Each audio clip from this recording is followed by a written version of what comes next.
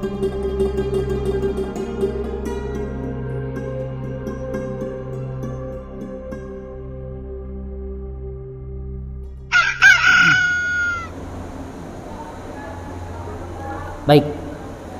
kita mulai. Bismillahirrahmanirrahim. Assalamualaikum warahmatullahi wabarakatuh. Alhamdulillahirabbil alamin, wassalatu wassalamu ala asyrafil anbiya'i wal mursalin wa ala alihi wa sahabatihi wa man tabi'ahum bi ihsanin ila yaumiddin, wa ba'd. Asyhadu an la ilaha illallah wahdahu la syarikalah, asyhadu anna Muhammadan abduhu wa rasuluhu la nabiyya ba'da.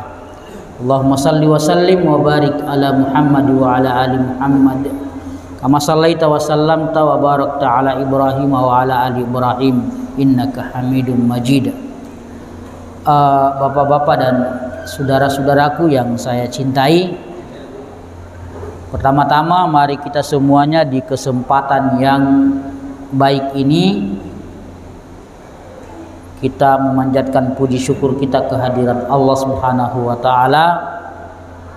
Sampailah kita di bulan pertama tahun 2023. Itu artinya bahwa kajian ini adalah kajian yang bersejarah bagi setiap kita, karena ini adalah kajian fikih pertama maksud saya di tahun ini.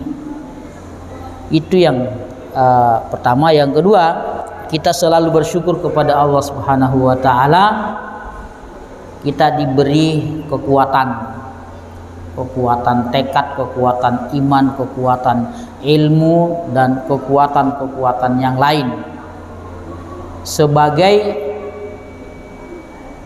perisai bagi kita, penjaga, di mana pemerintah sudah menyatakan bahwa tahun ini akan terjadi resesi besar-besaran. Akan terjadi hal-hal yang mungkin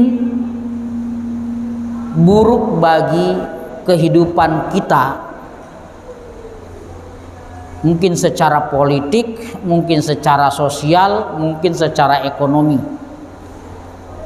Dan alasan itulah yang digunakan oleh pemerintah sehingga kemudian pemerintah mengeluarkan Perpu tentang Undang-Undang Cipta Kerja itu. Bahkan melawan keputusan Mahkamah Konstitusi. Ya, kita tunggu saja bagaimana drama-drama berikutnya. Kita tidak sedang membahas itu. Saya hanya ingin mengatakan bahwa dengan alasan bahwa akan terjadi kekacauan, resesi dan seterusnya, maka pemerintah mengambil langkah itu. Itu kata Menko Polhukam. Selanjutnya mari kita bersyukur kepada Allah Subhanahu wa taala juga karena Allah masih menjaga kita semuanya, sehingga sampailah kita di tahun ini, di awal tahun ini, dan semoga ke depan kita semuanya menjadi lebih berkualitas di hadapan Allah Subhanahu wa taala. Selawat dan salam kita haturkan kepada junjungan kita Muhammad sallallahu alaihi wasallam serta keluarga, para sahabat dan para pengikut beliau hingga di akhir zaman nanti insyaallah. Hadirin bapak-bapak dan saudara-saudaraku yang saya cintai, beberapa pertemuan yang lalu kita sudah masuk bab tentang pernikahan, dan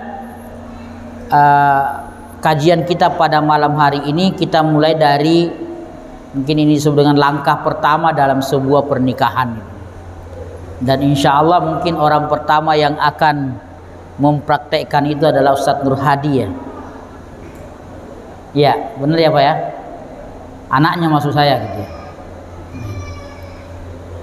Yang akan menikah di tanggal 18 besok, hari Rabu besok insya Allah. Kita mulai dari khitbah atau meminang.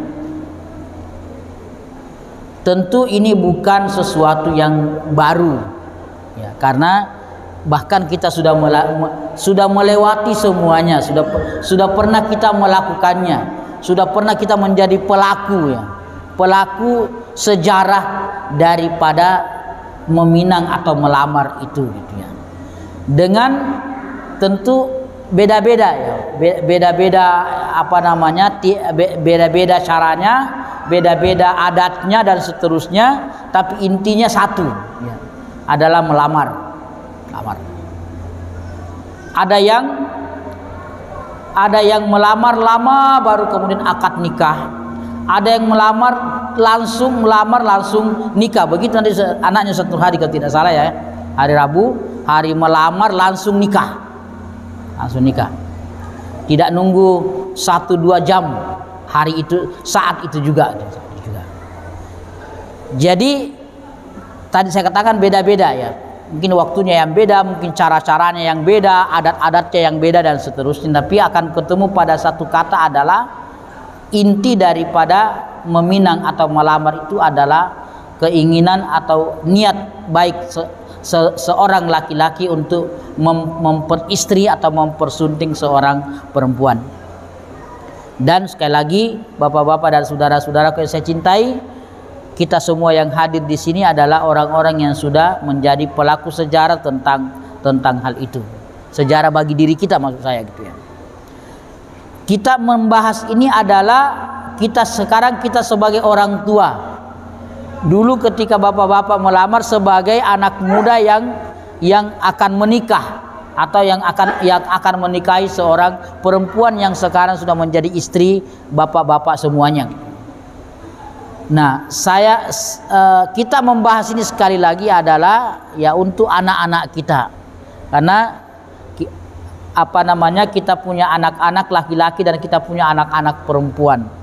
Bagaimana semestinya atau apa yang harus dilakukan dan seterusnya, maka mudah-mudahan langkah atau poin-poin ini bisa, paling tidak adalah bisa memberikan pengetahuan kepada kita bahwa ternyata ada perempuan yang tidak boleh dilamar, ada yang boleh hanya boleh disindir-sindir ya, disindir-sindir lah kira-kira begitu, bahwa ada keinginan dan seterusnya supaya kita tidak salah ya, supaya kita tidak melanggar ya apa yang sudah menjadi ketentuan Allah Subhanahu wa taala. Dan Allah Subhanahu wa taala atau syariat agama ini mengatur betul dengan sangat rinci, sangat detail tentang akad pernikahan itu, atau tentang prosesi akad pernikahan. Nah, diawali dengan meminang atau mengkhitbah atau melamar, yang seperti yang yang kita sudah tahu bersama-sama. Kalau kita melihat dari sisi kata bahasanya, maka kata khataba atau khitab artinya seseorang yang meminang perempuan itu ya. Lalu pinangan atau khitbah itu adalah suatu aktivitas yang menjadi pembuka untuk melangsungkan pernikahan. Itu langkah, saya menyebutnya sebagai langkah awal, sebagai langkah pembuka untuk melakukan pernikahan. Maka diawali dengan melamar. Mau melamar, mau rame-rame, mau berdua saja, mau langsung ke arah dan seterusnya, itu teknis ya. Dan sekali lagi saya katakan tadi bahwa bapak-bapak dan saudara-saudara yang saya cintai pasti masing-masing punya cerita tentang di saat melamar dulu gitu ya. Masing-masing punya cerita, dan mungkin cerita kita beda-beda. Tapi intinya adalah keinginan seseorang untuk untuk menikahi seorang perempuan. Allah Subhanahu wa taala memberlakukan pinangan atau langkah awal untuk menikah agar orang yang akan melangsungkan pernikahan saling mengenal satu sama lain. Jadi intinya adalah agar calon pengantin laki-laki dan perempuan saling mengenal. Bahkan saya dengar satu hari besok itu dari ta'aruf meramal langsung nikah, langsung resepsi. Jadi empat langkah dalam waktu yang dalam waktu yang sama, tidak menunggu step-step berjarak waktu dan seterusnya. Ta'aruf, melamar, nikah, resepsi, selesai. Sehingga di antara keduanya mantap untuk melangsungkan pernikahan. Maka melamar itu dilakukan agar kedua calon pengantin atau dua calon antara laki-laki dan perempuan itu mengenal perempuan yang akan dinikahinya, dan perempuan mengenal laki-laki yang akan menikahinya, Jadi tidak membeli kucing di dalam karung kalau istilah kita gitu ya. Nah, berikutnya adalah siapakah perempuan yang boleh dilamar? Kalau judulnya adalah ada perempuan yang boleh dilamar, maka sebaliknya ada perempuan yang tidak boleh dilamar. Yang tidak boleh dilamar ini tidak boleh terbagi lagi nanti. Ada yang tidak boleh dilamar untuk sementara waktu, ada yang tidak boleh dilamar selama-lamanya. Nah itu. Maka siapa saja perempuan yang dipinangnya atau yang boleh dipinang? Seorang laki-laki dilarang mengajukan pinangan kepada seorang perempuan kecuali perempuan yang akan dipinangnya memenuhi dua syarat berikut ini. Dua syarat perempuan yang boleh dipinang, boleh dilamar. Yang pertama adalah perempuan yang akan dipinang tidak boleh tidak mendapati sesuatu yang menghalanginya untuk dinikahi secara syara. Tidak ada larangan secara syar'i. Perempuan pada umumnya. Tapi tidak ada larangan. Siapa yang dilarang? Dilarang mahram kita kan itu. Tidak boleh melamar ibu kandung, tidak boleh melamar adik kandung, tidak boleh melamar nenek, tidak boleh melamar bibi dan seterusnya. Itu syariat yang melarang. Nah, selain daripada itu boleh, silakan. Selain daripada itu boleh.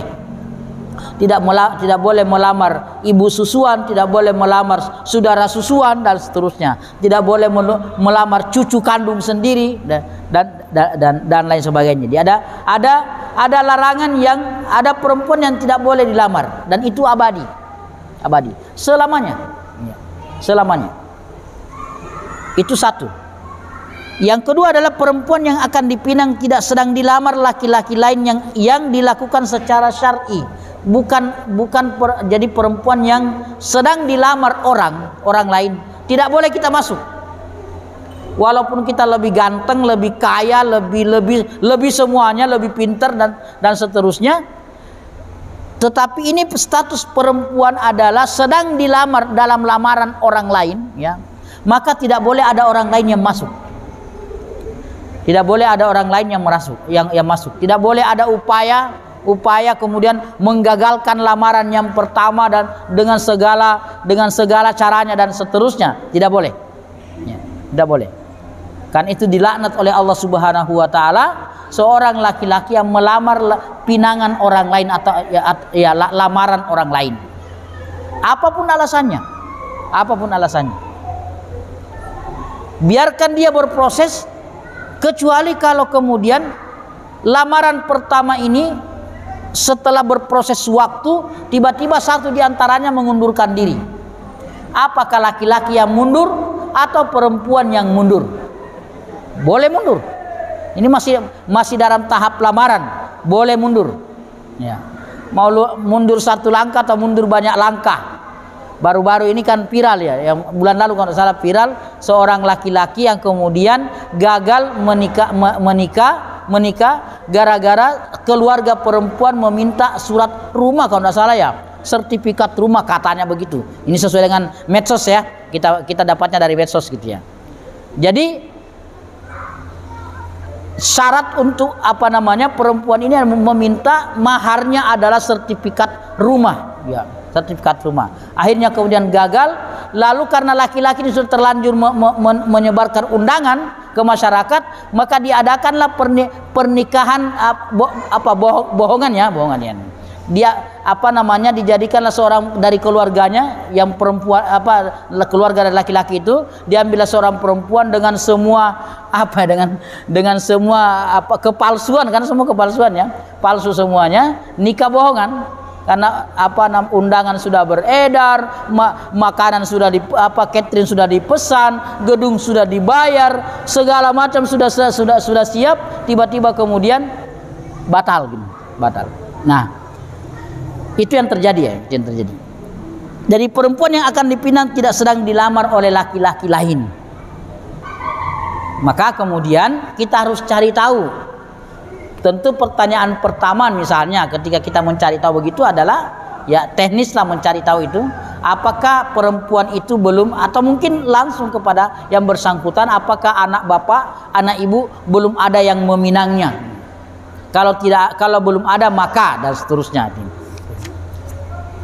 Jika pada diri perempuan yang hendak dilamar terdapat sesuatu yang menghalanginya untuk dinikahi secara syar'i, seperti mahramnya tadi ya, muhrim, kalau bahasa kita muhrim ya, muhrimnya, hurrimat alaikum ummahatukum wa banatukum wa akhawatukum dan seterusnya, perempuan-perempuan yang haram kita nikahi secara syar'i, nah haram untuk dinikahi, baik mahram untuk selamanya ataupun hanya untuk sementara waktu. Jadi bapak sekalian, saudara sekalian, ada muhrim yang berlaku abadi.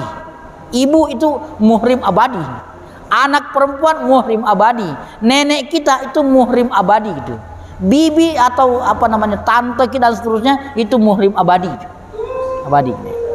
Karena ada muhrim sementara waktu, ada muhrim yang sementara, hanya sementara waktu.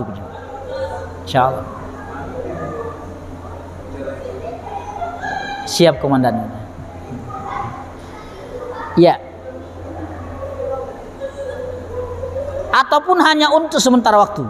Juga sedang dilamar oleh laki-laki lain. Ya, ini perempuan yang sedang dilamar laki-laki lain tidak boleh kita masuk.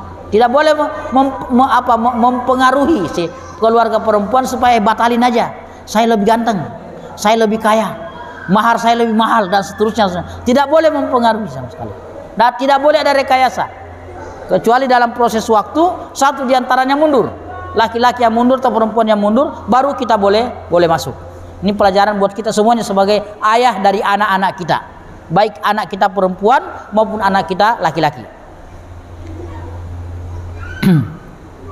Maka orang yang hendak meminangnya tidak diperbolehkan untuk mengajukan pinangan kepadanya, karena dia perempuan itu sedang dalam pinangan orang lain. Nah, bagaimana kalau perempuan yang akan kita lamar itu kita, ya maksudnya kita sebagai orang tua ya, jangan kita lagi sebagai pelaku sejarah lah, kira-kira begitu untuk anak-anak kita lah. Bagaimana kalau yang akan dilamar, yang akan dipinang itu adalah seorang perempuan dalam masa iddah. Masa iddah. Kan masa iddah itu ada perempuan dalam masa iddah, ada iddahnya abadi, talak yang misalnya talak 3 sudah ya, talak 3. Ada perempuan yang karena ditinggal mati suaminya, ada perempuan yang karena baru talak 1 dan 2 oleh suaminya. Jadi ada macam-macam ya, ada macam-macam perempuan dalam masa iddah itu, dalam masa iddah. Masa penantian kalau bahasa kita, masa penantian, apakah suaminya akan rujuk? Kalau itu kalau ada pada talak 1 dan 2. Nanti insya Allah akan kita bahas tentang kalau sudah selesai nikah baru kita bahas talak gitu ya. Jadi jangan bahas talak dulu sebelum nikah gitu. Kita bahas nikah dulu baru talak. Atau misalnya perempuan yang sudah ditalak 3 suaminya. Ya. Atau misalnya perempuan yang ditinggal mati suaminya. Maka perempuan-perempuan ini disebut dengan perempuan dalam masa iddah, masa penantian. Ada yang menanti suaminya rujuk, kembali atau tidak kembali. Ada yang menanti masa iddahnya selesai sehingga kemudian baru kita bisa boleh menikahinya atau boleh melamarnya gitu ya. Boleh melamarnya. Nah, berapakah masa iddah itu nanti akan kita bicara lebih lanjut. Tapi kita kembali dulu kepada hukum melamar perempuan yang sedang menjalani masa iddah. Seorang laki-laki diharamkan meminang perempuan yang sedang menjalani masa iddah. Jadi hati-hati bapak-bapak dan saudara-saudaraku sekalian. Misal kita ingin melamarkan saudara kita atau anak kita bahkan mungkin terhadap perempuan yang sedang dalam masa iddah, tidak boleh kita melamarnya dalam masa iddah. Tunggu selesai masa iddahnya. Ada batas waktunya kok, ada batas waktunya. baik karena ditinggal mati suaminya ataupun karena ditalak, talak raj'i maupun talak bain. Talak raj'i itu ada talak yang talak 1 dan 2. Talak raj'i artinya rujuk, masih ada kemungkinan suaminya rujuk kembali, ya kembali seperti biasa. Ada talak bain itu talak 3 ya. Talak bain itu namanya talak 3 atau talak yang talak yang saling melaknat itu loh Pak. Talak yang saling melaknat. Mana contoh contoh atau talak saling melaknat itu adalah misal ini nauzubillah ya Pak ya, nauzubillah. Seorang suami mendapati istrinya berada di kamar bersama dengan seorang laki-laki asing ya, dan melihat seperti tinta pulpen yang keluar masuk botol tinta. Tahu ya Pak maksudnya? Oke. Jadi seperti pulpen yang keluar masuk botol tinta. Kalau baru melihat ada sendal laki-laki di luar tuh belum. Baru melihat dan seterusnya gitu ya. Lalu kemudian suami menuduh atau bukan melaporkan bahwa istrinya telah melakukan perbuatan berzina misalnya gitu ya. Zina.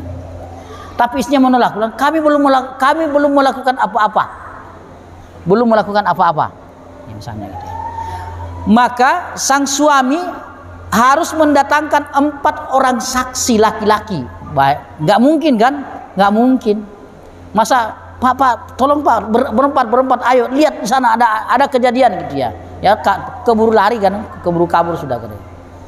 Karena sulit untuk mendatangkan 4 orang laki-laki, saksi laki-laki bahwa melihat seperti pulpen yang keluar masuk botol tinta itu, maka cara kedua adalah saling melaknat di depan pengadilan.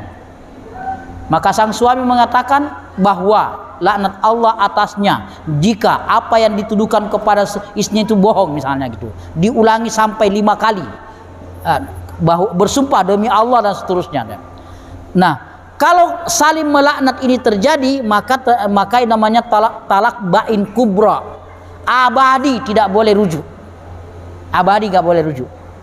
Walaupun tiba-tiba sadar, minta maaf, kemudian ayo kita baikan lagi, tidak bisa. Abadi sampai mati. Kalau talak 3 masih punya kemungkinan, maka disebut bain sugra. Kalau talak 3 masih ada kemungkinan balik. Bagaimana caranya?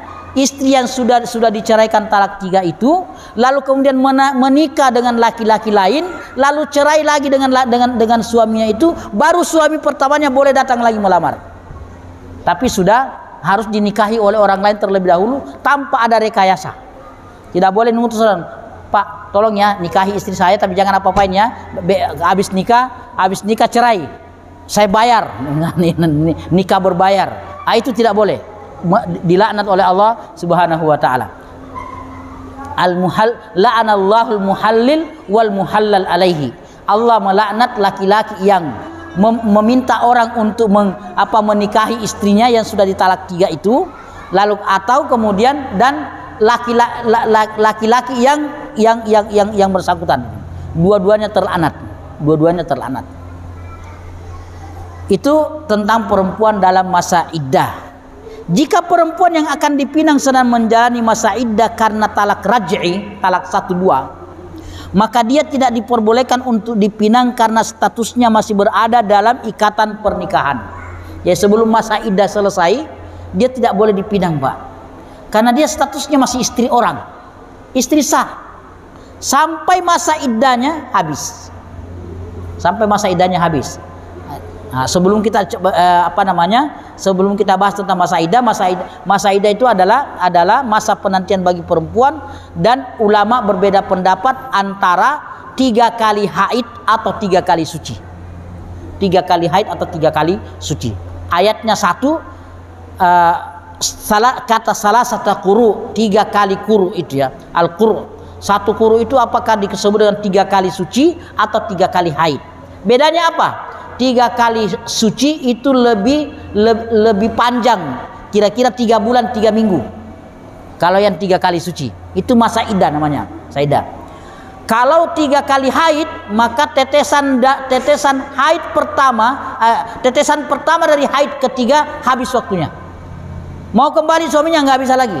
Mau kembali tunggu akad nikah lagi. Akad lagi, mahar lagi, Anda usah pesta lagi.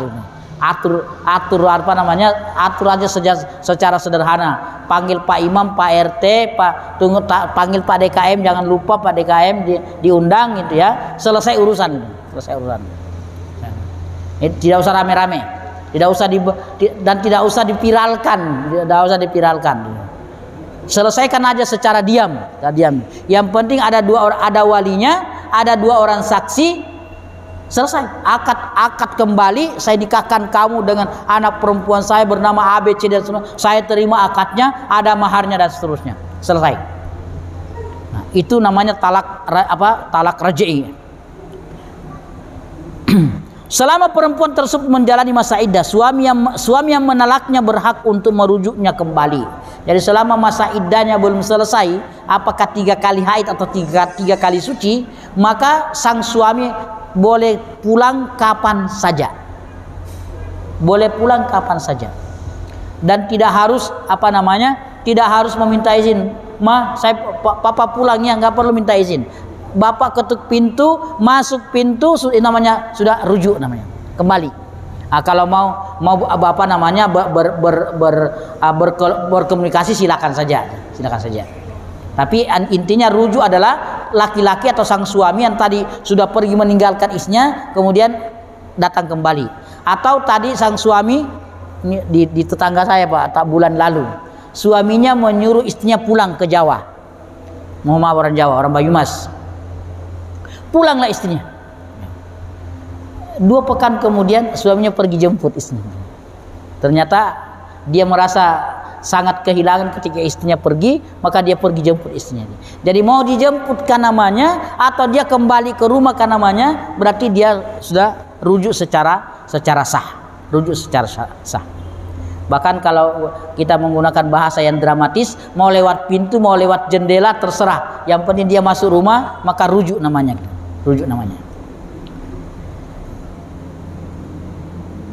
Bagi perempuan yang sedang menjalani masa iddah karena ditalak bain tadi, yang talak 3 atau talak saling melaknat oleh suaminya, maka dia tidak boleh dipinang secara terang-terangan sebab hak suami masih melekat pada dirinya dan suami juga masih diperbolehkan menikahinya lagi meskipun dengan akad yang baru. Talak bain itu ada salah satunya ya adalah perempuan yang sudah habis masa iddahnya. Ya Pak ya. Perempuan yang sudah habis masa iddahnya, sudah habis 3 kali suci atau 3 kali haid, suaminya tak pulang-pulang, tak rujuk-rujuk gitu. Tak rujuk-rujuk. Tiba-tiba bulan keempat atau 1 bulan kemudian dia pengen kembali lagi. Dia teleponlah istrinya. Apakah kita masih boleh bersama lagi? Ya silakan, kalau mau balik. Tapi syaratnya adalah akad nikah lagi. Karena masa iddahnya sudah selesai. Bapak sekalian, saudara sekalian, disinilah persoalan kita banyak. Mohon maaf. Ada banyak suami atau ada banyak suami di luar sana yang sudah menceraikan, mentalak istrinya lebih daripada 3 kali haid atau 3 kali suci, lalu dia main balik-balik aja. Main pulang-pulang aja tanpa akad nikah di antara mereka. Padahal masa iddah sudah selesai. Nah, persoalan kita yang sekarang adalah ini harus disamakan antara pengadilan agama dengan masa iddah yang ada. Apakah ini teknis Pak? Nanti teknis di pengadilan ya, bahwa apakah dihitung dari ketukan palu hakim atau dihitung dari awal kali seorang suami mengatakan saya talak kamu atau saya ceraikan kamu. Nah, itu nanti teknis yang akan kita bicarakan. Yang kita kembali dulu bahwa perempuan yang talak bain sekalipun yang sudah habis masa rujuk suaminya, itu tetap tidak boleh dilamar secara terang-terangan kalau masih dalam masa iddahnya, karena masih ada suaminya yang atau mantan suaminya yang masih punya hak juga untuk balikin, masih punya hak untuk balik. Jika seorang meminang perempuan yang sedang menjalani masa iddah, itu artinya dia menghilangkan hak suami untuk kembali kepadanya. Sebab kalau perempuan yang dalam masa iddah tadi dilamar oleh seorang laki-laki, berarti laki-laki yang melamar ini menghilangkan hak suaminya untuk balik, padahal suaminya masih punya hak untuk rujuk. Itu kira-kira sebagai yang kemungkinan terjadi di tengah-tengah masyarakat kita, Kadang-kadang kita tidak berhitung waktu, ya. Kadang-kadang kita tidak berhitung waktu, atau ada orang yang tidak menghitung waktunya. Dia sudah mentalak istrinya, tapi kemudian dia kembali, dia rujuk kapan dia mau gitu, kapan dia mau. Padahal ternyata waktunya sudah habis. Dan ini yang harus mengapa Bapak sekalian, ini penting, pelajaran ini penting buat kita, karena kita sebagai suami pemegang hak prerogatif tentang talak. Dan saya selalu mengulangi bahwa banyak suami di luar sana yang tidak tahu bahwa tidak boleh mempermainkan kata cerai atau kata talak. Tidak boleh mempermainkan kata cerai atau kata talak. Sekalipun dia bercanda. Contoh bercanda, dia ketemu, ini seorang suami laki-laki ketemu dengan mungkin mantan pacarnya di masa SMA dulu. Kemudian mereka ketemuan. Apa yang terjadi? Ditanyalah sama pacarnya, gimana istrinya Mas, gimana anak-anak? Oh, saya sudah tidak punya istri Pak. Kata saya sudah tidak punya istri itu otomatis jatuh talak 1 Pak. Malamnya, sorenya kembali lagi ke rumah, ya rujuk, tapi talak 1 sudah ya. Kedua kalinya dia mengatakan lagi bahasa yang sama atau bahasa bercanda, padahal dia hanya membohongi orang lain tadi. Dia bercanda, tapi itu hasilnya serius, akibatnya serius, karena itu jatuh talak 1. 2 kali dia melakukan hal yang sama atau yang semakna dengan itu, maka jatuh talak 2. Ketiga kalinya dia melakukan itu, maka kemudian detik itu pula yang di sana bukan lagi istrinya, yang di rumah bukan lagi istrinya. Kenapa? Karena sudah jatuh talak 3. Tetapi Bapak sekalian, sekali lagi saya mengatakan bahwa ada suami di luar sana yang kemudian mungkin sudah mentalak istrinya berkali-kali, lebih dari 3 kali bahkan, tapi kemudian tetap aja kembali ke rumah di sore hari gitu. Tetap aja hidup sebagai seorang suami dan istri dan seterusnya. Mungkin istrinya tidak tahu. Karena itulah kemudian mengapa para suami, Bapak sekalian, mengapa kita para suami penting sekali untuk belajar baik-baik tentang masalah talak itu. Karena yang kita khawatirkan adalah kita berkeceplosan, tidak sengaja atau mungkin bercanda, hanya ingin gagah-gagahan, lalu mengatakan, oh saya sekarang sudah tidak punya istri lagi gitu. Lalu kemudian ternyata maka akibat daripada kalimat itu adalah jatuh talak 1. Nah, ya kali yang ini adalah tentu perlu kita bicara dengan para hakim agama bahwa apakah talak 1, karena kalau secara syar'i, secara agama, maka saat itu pula jatuh talak 1. Cuma saya tidak tahu sekarang apakah itu sudah dimulai dari situ, kalau misalnya yang perceraian secara resmi itu, atau dimulai dari ketuk palu hakim gitu. Nah itu kan biasanya membutuhkan beberapa waktu ya, karena orang 3 kali sidang misalnya Pak ya, 3 kali sidang baru kemudian hakim memutuskan bahwa cerai atau tidak cerai. Allah Subhanahu wa taala berfirman sebagai landasannya adalah a'udzubillahi minasyaitonirrajim, wala junaha alaikum fima arradtum bihi min khitbatin nisa au aqnamtum fi anfusikum alimallahu annakum satadhkurunahunna walakin la tuwa'iduhunna sirran illa an taqulu qawlan ma'rufa wala ta'zimu uqdatan nikahi hatta yablughal kitabu ajala wa'lamu annallaha ya'lamu ma fi anfusikum fahdharu. Dan tidak ada dosa bagi kamu meminang wanita-wanita itu dengan sindiran, atau kamu menyembunyikan keinginan mengawini atau menikahi mereka dalam hatimu. Tidak mengapa. Kan ada kalimat yang viral di masyarakat adalah kutunggu jandamu. Ada ya Pak? Kutunggu jandamu. Nah, ketika orang itu sudah dalam statusnya sudah dalam masa iddah atau sudah calon janda lah kira-kira begitu ya, calon janda, maka muncullah dalam hati laki-laki itu adalah keinginan untuk menikahinya. Itu boleh, tidak dilarang. Tidak dilarang. Pokoknya dia tinggal menunggu waktu kapan masa iddah selesai, kapan ketuk palu hakim jatuh, maka dia bertindak. Artinya dia datang melamar secara terang-terangan. Tapi awalnya adalah hanya menyimpan dalam hatinya. Menyimpan dalam hatinya. Atau sindiran. Dia menggunakan kata sindiran tapi kata-kata yang baik. Kata-kata yang baik. Mungkin ini agak susah kita memberikan contoh, tapi ya mungkin bapak-bapak bisa paham bahwa ada kalimat-kalimat sindiran tentang keinginan menikahi seorang perempuan misalnya, tetapi tidak dalam bentuk kata-kata melamar, ya, tidak dalam bentuk kata-kata melamar. Allah mengetahui bahwa kamu akan menyebut-nyebut mereka. Dalam pada itu janganlah kamu mengadakan janji kawin atau nikah dengan mereka secara rahasia, kecuali sekedar mengucapkan kepada mereka perkataan yang ma'ruf, yang baik. Ya, gimana kabar Bu? Jadi misalnya nikah. Ya. Nah, kan berarti ada isyarat, tapi isyaratnya tidak isyarat melamar, tapi hanya mengucapkan kata-kata yang baik. Dan janganlah kamu berazam atau bertekad hati untuk berakad nikah. Jangan sampai kemudian ada akad nikah ya sebelum habis masa iddahnya. Jangan kemudian jadi kita tidak boleh merencanakan tapi bertekad berazam bahwa saya harus menikahi dia apapun yang terjadi. Pokoknya habis masa iddahnya saya akan segera dan seterusnya. Tidak boleh melakukan hal itu selama perempuan itu dalam masa iddah. Ya, selama perempuan itu dalam masa iddah.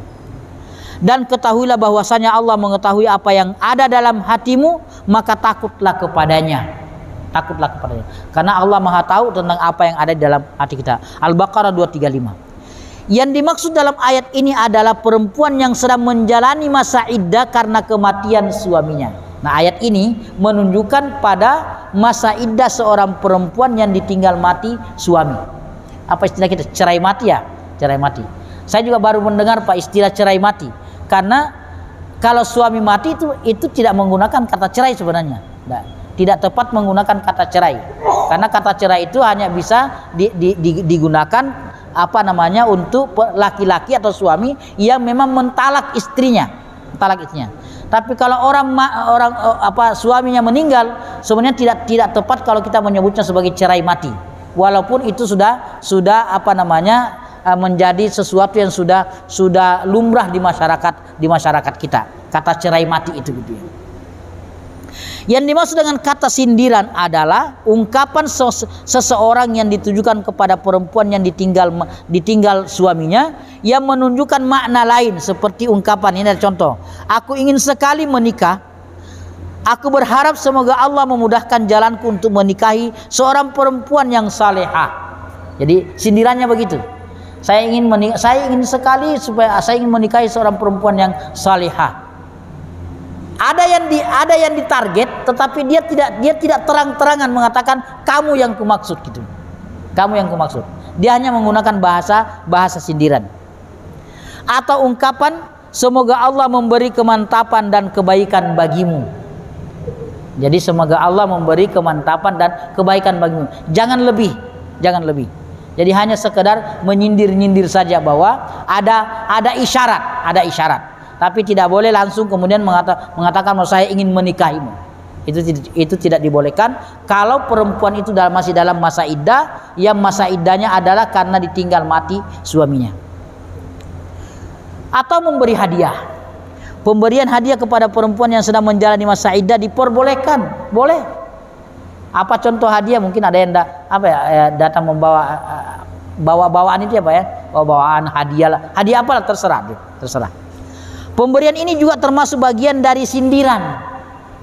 Jadi kalau ada seorang laki-laki datang ke rumah perempuan memberinya hadiah, walaupun dia tidak berkata apa-apa, tapi itu sudah isyarat. sindiran lah, sindiran. Ada dia bahwa dia punya keinginan. Dia laki-laki yang berkeinginan untuk meminang, juga diperbolehkan memuji dirinya sendiri sebagai sindiran bahwa dia ingin menikahinya. Hal semacam ini pernah dikemukakan dilakukan oleh Abu Ja'far Muhammad bin Ali bin Husain dan seterusnya gitu ya. Yaitu kira-kira contoh-contoh tentang kata-kata sindiran itu. Nah, berikutnya adalah hukum meminang tunangan orang lain. Nah, yang kita sudah bahas di awal tadi. Apa hukum meminang orang yang sudah dilamar orang? Seseorang diharamkan mengajukan pinangan terhadap perempuan yang sudah dipinang oleh laki-laki lain karena hal tersebut melanggar hak laki-laki yang sudah meminangnya terlebih dahulu. Ada hak orang lain di sana, Pak. Yang punya hak adalah pelamar pertama. Ya, yang punya hak adalah pelamar pertama. Kecuali tadi saya katakan bahwa kalau misalnya satu di antara keduanya mengundurkan diri. Yang laki-laki tiba-tiba datang, mohon maaf Bapak, Ibu, saya membatalkan lamaran saya terhadap anak Bapak atau anak Ibu. Selesai, dia mundur kan. Nah, berikutnya orang lain baru boleh masuk. Atau seorang perempuan mengirim utusan kepada pihak laki-laki, mohon maaf kami mundur. Ya. Apa alasannya? Alasannya adalah Pak, pasti ada alasan-alasan mengapa misalnya perempuan itu mundur. Mungkin mendengar kabar bahwa ternyata laki-laki itu misalnya A, B, C, D dan seterusnya. Ada catatan-catatan misalnya gitu ya, dan lain sebagainya. Lalu kemudian dia mengundurkan diri. Ya. Lalu sedikit lagi Pak, kemudian Rasulullah Shallallahu Alaihi Wasallam bersabda, al-mu'minu akhul mu'min. Seorang mukmin adalah saudara bagi mukmin yang lain. Fala yahillu lil mu'min ayyabta'a ala bai'i akhihi. Maka tidak diperbolehkan seorang muslim membeli barang yang sudah ditawar oleh saudaranya. Pertama dalam jual beli. Ini ada barang, saya sedang menawar barangnya. Tiba-tiba Ustaz Salim datang pula menawar dengan harga yang lebih tinggi misalnya. Akhirnya si penjual tergoda. Maka itu tidak boleh. Karena saya sedang dalam proses tawar menawar. Itu satu. Jadi tidak boleh. Atau misalnya mungkin tanah atau beli rumah, beli apalah kira-kira begitu yang sudah ada orang dalam proses, belum ada keputusan, iya atau tidak. Lalu kemudian ada orang datang, ada mendengar bahwa si fulan menawar sekian, dia datang dengan tawaran yang lebih tinggi misalnya dengan harga yang lebih tinggi, maka tidak boleh itu dilakukan. Haram hukumnya seorang mukmin membeli barang yang sedang ditawar oleh saudaranya mukmin. Itu Pak. Nah, yang kedua adalah wala yakhtuba ala khitbati akhihi hatta yadhar, dan tidak diperkenankan meminang pinangan saudaranya hingga saudaranya itu meninggalkan atau memutuskan pinangannya atau mundur dari pinangan itu. Hadis riwayat Ahmad dan Muslim. Nah, itu kira-kira yang kita bisa bahas pada malam hari ini. Mudah-mudahan Bapak sekalian ini menjadi ilmu buat kita, terutama buat anak-anak kita ya, baik anak kita perempuan maupun anak kita laki-laki. Maka ada beberapa ketentuan syariat, hukum Allah yang harus kita ikuti, yang harus kita taati dalam bab ini. Sebab kalau kita melanggar, maka boleh jadi kita akan masuk pada hal yang diharamkan oleh Allah Subhanahu wa taala. Subhanakallahumma bihamdik, asyhadu an la ilaha illa anta, astaghfiruka wa atubu ilaik. Assalamualaikum warahmatullahi wabarakatuh.